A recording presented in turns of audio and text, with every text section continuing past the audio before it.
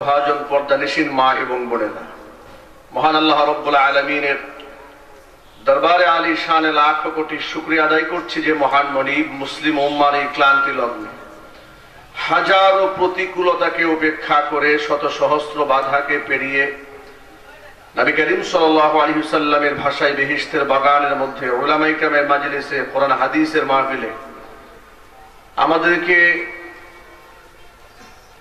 সপ্তাহের শ্রেষ্ঠ দিন জুমার দিন জুমার নামাজ আদায় করেই একেবারে লাঞ্চ না করেই আমরা এখানে বসে পড়েছি কোরআন সুন্নাহ থেকে আলোচনা করার শোনার সুযোগ আল্লাহ পাক আমাদের করে দিয়েছেন। এই জন্য আপনারা খুশি না বেজার, কম না বেশি? উচ্ছ্বসিত কণ্ঠে শুকরিয়া আদায় করছি আল্লাহ পাকের শেখানো ভাষায় বলছি আলহামদুলিল্লাহ। রব্বানা লাকাল হামদ হামদান কাসীরা তাইয়িবান মুবারাকান ফীহি রব্বানা লাকাল হামদু কামা ইয়ানবাগী লিজালালি ওয়াজহিকা ওয়া আযীমি সুলতানিকা। আল্লাহ রাব্বুল আলামিন আজকের ইসলামী মহাসম্মেলনকে কবুল করুন। দারুল আজকার মাদ্রাসাকে আল্লাহ তাআলা কিয়ামত পর্যন্ত কবুল করুন। মাদ্রাসার সমস্ত হাজাত আল্লাহ পাক তার গায়বে খাজানা থেকে মিটিয়ে দিন। অক্লান্ত পরিশ্রম করে এই জান্নাতের বাগান যারা সাজিয়েছেন, দূরদারাজ থেকে শোনার জন্য যারা এসেছেন, আজকের মাহফিলের ওসিলা করে আল্লাহ তাআলা সকলকে পরিপূর্ণ হেদায়েত নসিব করুন। আমি আজকে যে মুহূর্তে আপনাদের সামনে বসেছি আলোচনা করার জন্য, মৌলিকভাবে বাংলাদেশের কালচারে এই সময়টা আলোচনার সময় না, অনেক জায়গাতে সময়ের সীমাবদ্ধতার কারণে, শারীরিক ওজোর থাকার কারণেই মূলত এই সময় এখানে বসা। আপনারা জানেন যে এখানে আমি প্রত্যেক বছরই আমি এখানে আসার চেষ্টা করি। তারই ধারাবাহিকতায় আজকের খুব টাইট শিডিউল, যার কারণে ইচ্ছা থাকা সত্ত্বেও একটু লম্বা কথা বলবো সেই সুযোগ হাতে নেই।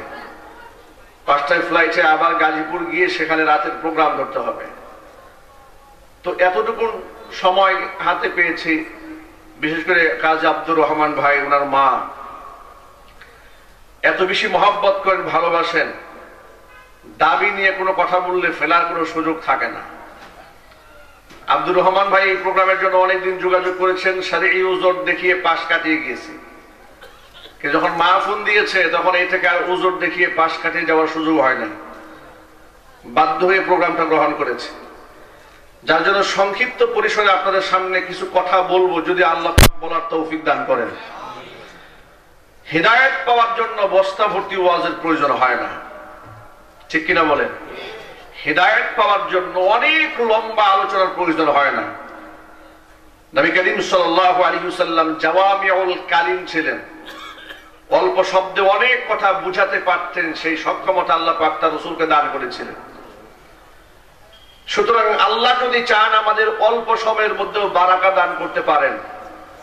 আমি আপনাদের সামনে ছোট্ট একটি মৌলিক ব্যাপারে সংক্ষিপ্ত পরিসরে কথা বলবো। কোরআন মাজিদ থেকে হাজার হাজার আয়াতের ভেতর থেকে আমি আমার খুতবার মধ্যে সূরাতুল কাহফের সর্বশেষ আয়াত, অর্থাৎ 110 নম্বর আয়াত আপনাদের সামনে আমি তেলাওয়াত করেছি। আমাদের বাংলাদেশে এবং ওই উপমহাদেশে শীতকালীন মৌসুমে প্রচুর পরিমাণ তাফসীর হয়, আলোচনা হয়। কিছু কিছু এলাকাতে এমন এমন বিষয় নিয়ে অযথা তর্ক বিতর্ক সৃষ্টি করা হয়, যা জানা মুসলমানদের জন্য ফরজ নয়, ওয়াজিবও নয়। কিন্তু সেই বিষয়কে কেন্দ্র করে মানুষ ফরজ এবং ওয়াজিব তলব করে ঝগড়া এবং বিবাদে লিপ্ত হয়। তার মধ্যে গুরুত্বপূর্ণ একটা বিষয় হচ্ছে নবী করিম সাল্লাল্লাহু আলাইহি ওয়াসাল্লাম নূরের তৈরি না মাটির তৈরি। এটা নিয়ে বাংলাদেশের প্রেক্ষাপটে যুগ যুগ ধরে আমরা দেখেছি তর্ক বিতর্ক লোকেরা করেই যাচ্ছে। বিশেষ করে এই বিতর্ক আমি আমার ব্যক্তি জীবনে খুব বেশি তাদেরকে করতে দেখেছি যাদের নামাজ রোজা ঠিক নাই। কবরে, মিজানে, পুলসিরাতে, হাসরে যে প্রশ্নগুলো করা হবে এর একটির মধ্যে এটা নাই যে নবী করিম সাল্লাল্লাহু আলাইহি ওয়াসাল্লাম কোন উপাদানে তৈরি ছিলেন, জবাব দাও। যেমন এই হাদিসের মধ্যে আপনারা শুনেছেন, আউয়ালু মা ইউহাসাবু বিহিল আবদু ইয়াউমাল কিয়ামাতিস সালাহ, কিয়ামতের দিন প্রথম প্রশ্ন করা হবে বান্দাদেরকে নামাজ পড়েছে কিনা। প্রশ্ন কবরে প্রশ্ন করা হবে মান রব্বুকা, তোমার রবকে, ওমান নাবিয়্যুকা, তোমার নবীকে, ওমান দিনুকা, তোমার দিন। এই তিনটি প্রশ্নের মধ্যে একটা হচ্ছে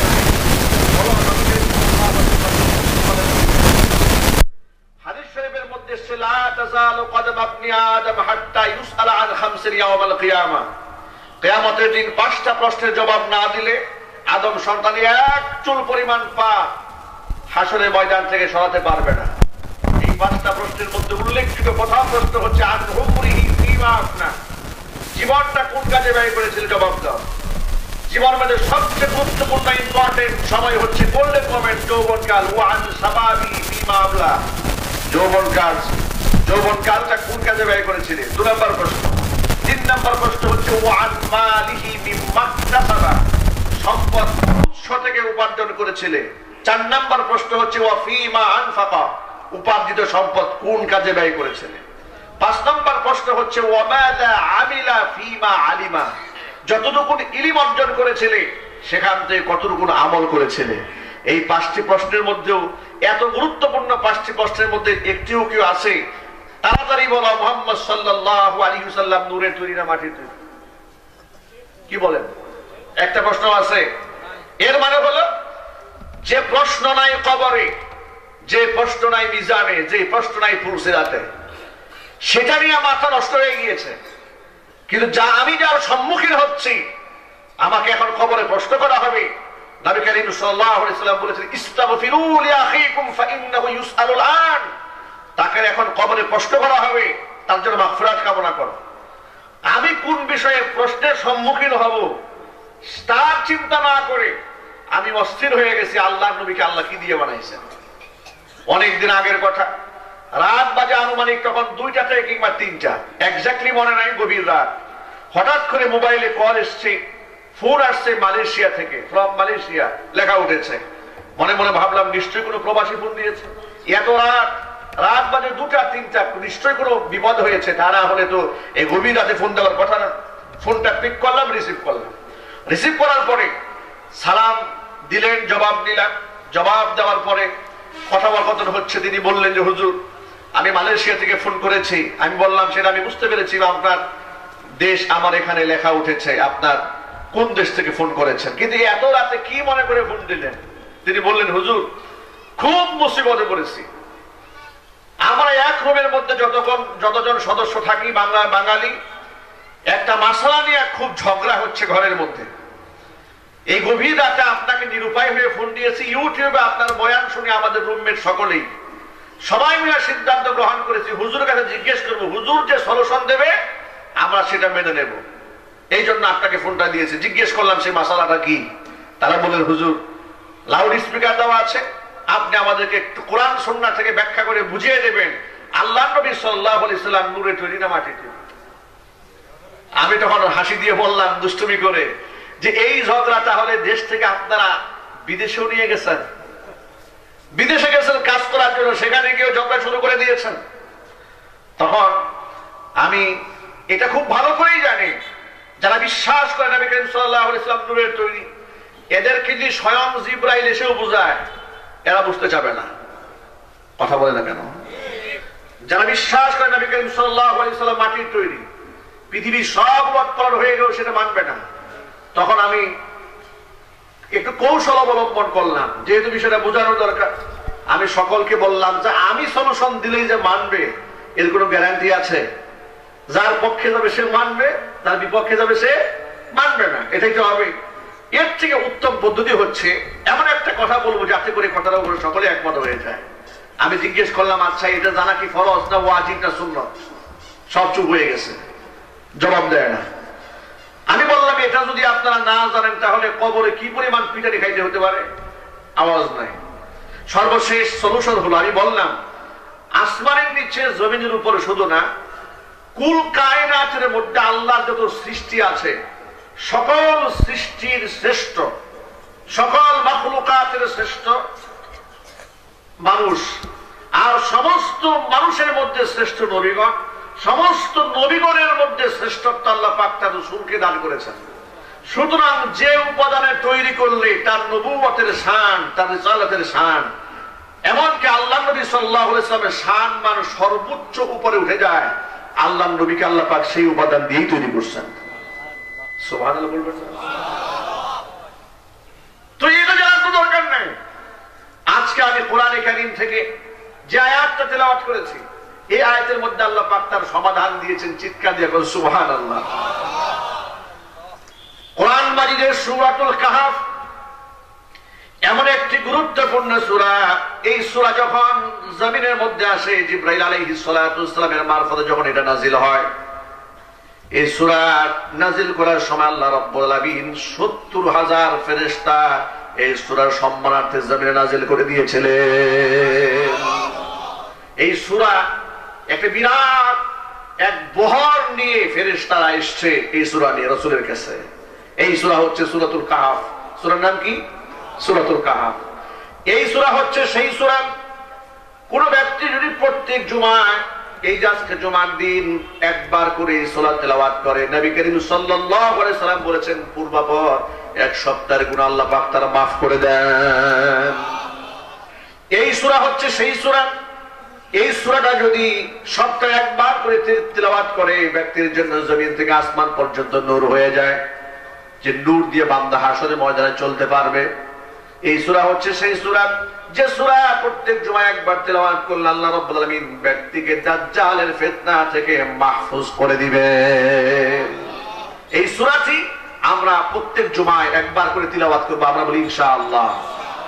এই সূরার একেবারে সর্বশেষ আয়াত আল্লাহ পাক বলছেন, কুল, নবী আপনি বলুন, ইন্নামা আনা বাশারুম মিসলুকুম, নিশ্চয় আমি তোমাদের মতো মানুষ। কাদের মতো মানুষ? তোমাদের মতো রক্তে মাংসে গড়া মানুষ। ইউহা ইলাইয়া, আন্নামা ইউহা ইলাইয়া, মনে রেখো আমার কাছে এই মর্মে ওহী প্রত্যাদেশ হয়। আমার কাছে জিবরাইল মারফত আল্লাহ এই কথা বলে জিবরাইলকে পাঠান, আন্নামা ইলাহুকুম ইলাহু ওয়াহিদ, তোমাদের ইলাহ হচ্ছেন এক এবং একক একজন। তিনি কে? সবাই বলুন না, তিনি কে? সুতরাং ফামান কানা ইয়ারজু লিকা রাব্বিহি ফালইআমাল আমালান সালিহা ওয়ালা ইউশরিক বিইবাদাতি রাব্বিহি আহাদা। প্রিয় ভাইরা আমার, যে রব এক এবং একক, যে দাবির উপর অবিচল এবং অটল থাকতে গিয়ে এই পৃথিবীর অসংখ্য ইমানদারেরা শাহাদাত বরণ করেছেন, অগ্নি পরীক্ষার সম্মুখীন হয়েছেন, দেশান্তরিত হয়েছেন, হিজরত করেছেন, আল্লাহকে এক এবং অদ্বিতীয় মানার কারণে কোরআন মাজিদে আল্লাহ পাক তাদের ঈমানের সাক্ষ্য দিয়ে বলেছেন, ওয়ামা নাকামু মিনহুম ইল্লা আইয়ুমিনু বিল্লাহিল আজিজিল হামিদ। তারা তো আমার ইমানদার বান্দাদের কাছ থেকে প্রতিশোধ গ্রহণ করেছে। তাদের অপরাধ ছিল একটাই, যে তারা আমি আল্লাহ রাব্বুল আলামিনের প্রতি ঈমান আনয়ন করেছে। জোরে জোরে কোন সুবহানাল্লাহ। যে আল্লাহর উপর ঈমান এনে তাহাজ্জুদের নামাজ পড়লাম, যে আল্লাহর উপর ঈমান এনে বাতিলের রোশানলে পড়লাম, যে আল্লাহর উপর ঈমান এনে আমরা জেল জরিমানার সম্মুখীন হলাম, দেশান্তরিত হলাম, এই জমিন থেকে এসে আল্লাহ রাব্বুল আলামিনকে আমরা কেউ দেখতে পাই নাই। দেখেছে নাকি? কথা বলেন, দেখেছি? পৃথিবীর কোন মানুষ দেখেছে? কোন আল্লাহর ওলি দেখেছে? পৃথিবীর কোন নবী রাসূল যেখানে আল্লাহ পাককে দেখেননি, সেখানে আউলিয়া আউলিয়া কিরাম যারা, তারা আল্লাহ পাককে কেমনে দেখবেন জমিন থেকে? নবী মূসা কালিমুল্লাহ আল্লাহকে দেখতে চেয়েছিলেন জমিন থেকে। রব্বি আরিনি আনজুর ইলাইক ক্বালা লান তারানি ওয়ালাকিন ইনজুর ইলাল জাবাল ফাইন ইসতাকাররা মাকানাহু ফাসাওফা তারানি। অনেক লম্বা কথা, শুধু বুঝাতে চাই আপনাদেরকে, নবী মূসা কালিমুল্লাহ কি ছোটখাটো নবী ছিলেন? আওয়াজ নাই, জোরে বলুন। মর্যাদার আসনে আল্লাহ পাক তাকে বড় আসীন দান করেছিলেন। কোরআনে কারীমের মধ্যে আল্লাহ পাক বলেছেন তিলকার রুসুলু ফাদ্দালনা বা'দাহুম আলা বা'দ। নবী রাসূলদের মধ্যে তো আমরা কিন্তু তারতম্য করি না, লা নুফাররিকু বাইনা আহাদিন মির রুসুলি। আমরা সকল নবী রাসূলদের প্রতি ঈমান আনি। মর্যাদাগত দিক থেকে নিজেদের মন গড়া কাউকে ছোট নবী কাউকে বড় নবী এটা আমরা বলি না, কিন্তু আল্লাহ পাক যদি কোনো নবীকে কোনো নবীর উপরে প্রাধান্য দিয়ে থাকেন আমরা তার উপর ঈমান আনি। আল্লাহ পাক বলেছেন তিলকার রুসুল ফাদ্দালনা বা'দাহুম আলা বা'দ। এই হচ্ছেন প্রেরিত রাসূলগণ যাদের একের উপর আমি অন্যকে প্রাধান্য দিয়েছি। এই প্রাধান্য দেওয়ার এক্সাম্পল আল্লাহ দিতে গিয়ে নিজেই বলেন ফামিনহুম মান কাল্লামাল্লাহু ওয়া রাফা বা'দাহুম দারাজাত। আমি তাদের কারো কারো সাথে কোন প্রকার মাধ্যম ছাড়া সরাসরি কথা বলেছি। সুবহানাল্লাহ বলেন। কোন প্রকার মাধ্যম ছাড়া সরাসরি এদের কারো সাথে আমি কথা বলেছি। তিনি হচ্ছেন নবী মূসা কালিমুল্লাহ। এখন দেখবেন কথা হয় না, মহব্বত হয় না, আড়ালে থাকে, চোখের আড়াল হলে মনের আড়াল হয়, কথোপকথন হয় না, মহব্বতে ভাটা পড়ে। যত বেশি কথা হয় মহব্বত তত বাড়ে। এখন পর্দার আড়াল থেকে আল্লাহর সাথে নবী মূসা কালিমুল্লাহর কথা হচ্ছে তুর পাহাড়ে। এখন যখন আল্লাহর সাথে কথা বলার সুযোগ পেয়ে গেছেন এখন তো নিজেকে ধরে রাখা মুশকিল হয়ে যাচ্ছে। আল্লাহ পাকের কুদরতি আওয়াজ শুনে তিনি নিজেকে স্থির রাখতে না পেরে প্রস্তাব দিয়েই বসলেন, আল্লাহ পর্দার আড়াল থেকে তার ভালো লাগতেছে না, রাব্বি আরিনি আনজুর ইলাইক। আল্লাহ পর্দা সরাও না একটু তোমাকে দেখি। আল্লাহু আকবার বলেন। পর্দা সরাও একটু দেখি। আল্লাহ বলেন মুসা লান তারানি, আমাকে চর্মচক্ষু দিয়ে জমিন থেকে তুমি দেখতে পারবে না, এই চোখের লেন্স দিয়ে আমাকে ধারণ করার ক্ষমতা তোমার নাই। তবে এটাকে একটু বাস্তবতায় বুঝাই দেওয়ার জন্য আল্লাহ পাক বললেন হয়তো নবী মূসা কালিমুল্লাহর মনের মধ্যে প্রশ্ন থাকতেও পারে, কেন এই চোখে কি হয়েছে, এত কিছু দেখতে পায় আল্লাহকে দেখবো না। তার জন্য, তার আত্মতৃপ্তির জন্য, আন্তরিক স্যাটিসফ্যাকশনের জন্য আল্লাহ পাক বললেন তুমি একটা কাজ করো, দৈহিক দিক থেকে তোমার চেয়ে অনেক বেশি শক্তিশালী হচ্ছে এই পাহাড়। বলে হ্যাঁ, ওয়ালাকিন ইনজুরিল জাবাল, তুমি একটু পাহাড়ের দিকে লক্ষ্য করো। আমি আমার নূরের ইচ্ছাটা আমি পর্দা সরিয়ে সামান্য পরিমাণ আমার নূরের আলো আমি এই পাহাড়কে টার্গেট করে ছাড়ব। পাহাড় যদি আমার নূর বরদাস্ত করে সজাগায় দাঁড়িয়ে থাকতে পারে তা তুমি আমাকে দেখতে পারবে। এখন আপনারা একটু জবাব দিয়ে বলেন তো, 1 কোটি মানুষটা পৃথিবীর সমস্ত মানুষ মিলে যদি একটা পাহাড়ের সামনে দাঁড়ায় আর পাহাড়কে ঠেলতে থাকে, পাহাড় টের পাবে? যদি বলুন, এতটা শক্তিশালী করে আল্লাহ পাক পাহাড় বানিয়েছেন। কোরআন মাজিদে আল্লাহ পাক বলছেন ফালাম্মা তাজাল্লা রাব্বুহু লিল জাবালি জাআলাহু দাক্কা ওয়া খাররা মূসা সাইকা। আল্লাহ রাব্বুল আলামিন যখন পাহাড়কে টার্গেট করে তার তাজাল্লি দিলেন, পাহাড় ধরে পড়ে বশীভূত হয়ে গেল। নবী মূসা কালিমুল্লাহ বেহুশ হয়ে জমিনের মধ্যে লুটিয়ে পড়লেন, সেন্স হারিয়ে ফেললেন। ফালাম্মা ফাকা, যখন তিনি হুঁশে আসলেন, ক্বালা সুবহানাক, আল্লাহ আমি তোমার পবিত্রতার ঘোষণা করছি, তুবতু ইলাইক, আমি তোমার দিকে তওবা করে ফিরে এলাম। ওয়া আনা আউয়ালুল মুমিনিন, আর আমি হচ্ছি ফার্স্ট ক্লাসের ইমানদার। চিল্লাই কোন সুবহানাল্লাহ। এই পৃথিবীতে নবীদের এত মর্যাদা, এত শান, এত মর্যাদা থাকার পরেও নবী রাসূল যেখানে আল্লাহ পাককে দেখতে পান নাই, পৃথিবীর সমস্ত ওলিদেরকে যদি এক পাল্লায় দেওয়া হয় আর আল্লাহর প্রেরিত কোন একজন নবীর জুতা যদি আরেক পাল্লায় দেওয়া হয়, নবীর জুতার ওজন আল্লাহর কাছে ভারী হয়ে যাবে। সেই নবীগণ যেহেতু আল্লাহ পাককে দেখতে পান নাই, আমরা দেখার তো প্রশ্নে আসে না জমিন থেকে, তবে আমরা নিরাশ নই, আমরা হতাশ নই। আল্লাহ পাক যাদেরকে জান্নাত দেবেন, জান্নাতবাসীদেরকে আল্লাহ পাক জিজ্ঞেস করবেন, বান্দারা তোমরা যা চেয়েছে তা কি তোমরা পেয়েছো? তারা বলবে আল্লাহ যা কল্পনাও করে নাই সেটাও পেয়েছি, চাওয়া পাওয়ার কিছু বাকি আছে? বা আল্লাহ কিচ্ছু বাকি নাই। আল্লাহ রাব্বুল আলামিন বলবেন এখনো বাকি আছে। আল্লাহ পাক যখন বান্দার সামনে দিদার দেবেন, আল্লাহর দর্শন যখন বান্দার সামনে পেশ করবেন, বুজুহু ইয়াউমাইদিন নাযিরা ইলা রাব্বিহা নাযিরা, আল্লাহ রাব্বুল আলামিনের দিকে তাকিয়ে থেকে মানুষগুলোর চেহারা আসে যেটা হাস্যোজ্জ্বল হয়ে যাবে। জোরে বলেন সুবহানাল্লাহ। ওজবান ভাইরা আমার, এক বাক্যে জবাব দিয়ে বলুন, জমিন থেকে আল্লাহকে দেখতে পাইনি, কিন্তু পরকালে আল্লাহকে দেখার আগ্রহ অন্তরে আছে না নাই? আরো জোরে বলেন। কোরআনে কারীমের এই আয়াতের মধ্যে শর্ত জুড়ে দেওয়া হয়েছে, বিনা শর্তে আল্লাহ পাক দ্বিধা দিবেন না। ফামান কানা ইয়ারজু লিকাআ রাব্বিহি ফালইআমাল আমালান সালিহান ওয়া লা ইউশরিক বিইবাদাতি রাব্বিহি আহাদা। কোন ব্যক্তি যদি তার রব আমি আল্লাহর সাক্ষাৎ কামনা করেন, ফালইআমাল আমালান সালিহা, সে যেন নেক কাজ করে, ভালো কাজ করে, ওয়ালা ইউশরিক বিইবাদাতি রাব্বিহি আহাদা, এবং তার রবের ইবাদত আমি আল্লাহ ইবাদতের সাথে সে যেন কাউকে শরীক স্থাপন না করে। শুধু নেক কাজ করলে হবে না, তাহাজ্জুদের নামাজ শুধু পড়লেই হবে না, মাথার মধ্যে টুপি শুধু দিলে হবে না, হাতের মধ্যে তাসবিহ শুধু জপলে হবে না, আমার ইবাদতের মধ্যে যেন আল্লাহর সাথে কাউকে শরীক না থাকে। আজকে বাংলার জমিনের মধ্যে অনেক মুসলমান এমন আছে যে মুসলমান ইবাদত করে কিন্তু ইবাদতের মধ্যে আল্লাহর সাথে শরীক করে বসে থাকে। আপনাদেরকে কয়েকটা উদাহরণ দিয়ে বলি। এই সিলেট শাহজালাল ইয়ামানি রাহমাতুল্লাহি আলাইহির পুণ্যভূমি, শাহপরান রাহমাতুল্লাহি আলাইহি সহ অসংখ্য আল্লাহর ওলিরা শুয়ে আছেন এই মাটিতে। আল্লাহ পাক যেন জান্নাতুল ফিরদাউসের সুউচ্চ মাকাম দান করে, জোরে বলেন আমিন।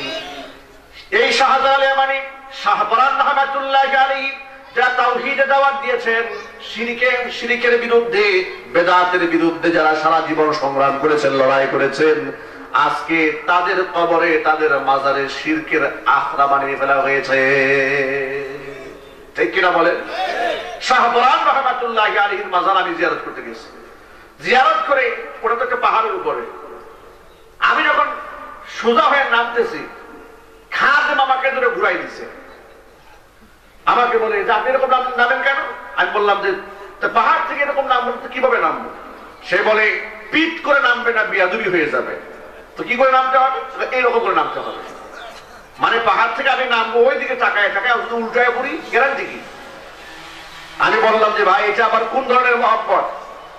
আমাকে বলে যেটা বুঝেন না এটা তর্ক করেন না। আমি কিছু বুঝি না, আমাকে তর্ক করতে বারণ করলো। আমার ঠিক আছে, আমি তো বুঝি না, আপনি তো খুব ভালো করে বুঝেন।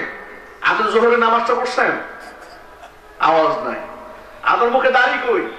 আওয়াজ নাই। গা থেকে তো গাঁজার গন্ধ আসতেছে। গাঁজাখোর, বেনামাজি, এই সমস্ত লোকেরা তারা মাজারের পাহারাদার হয়ে গেছে। কথা বলে না, ঠিক কিনা? বাংলাদেশের অধিকাংশ মাজারের পাহারা দেয় গাঁজাখোরেরা। অধিকাংশ মাজার, গুলিস্তানে দেখবেন যে গুলাবশার মাজার, আশপাশে 24টা ঘন্টা গাঁজার দুর্গন্ধ ছাড়া আপনি কিছু পাবেন না। প্রকাশ্যে নেশা করছে, মানুষ শিরক বিদআত করছে, আবার দাবি করছে যে তারা একেবারেই আল্লাহর ওলিদের দারুণ ভক্ত। নাউযুবিল্লাহি মিন যালিক।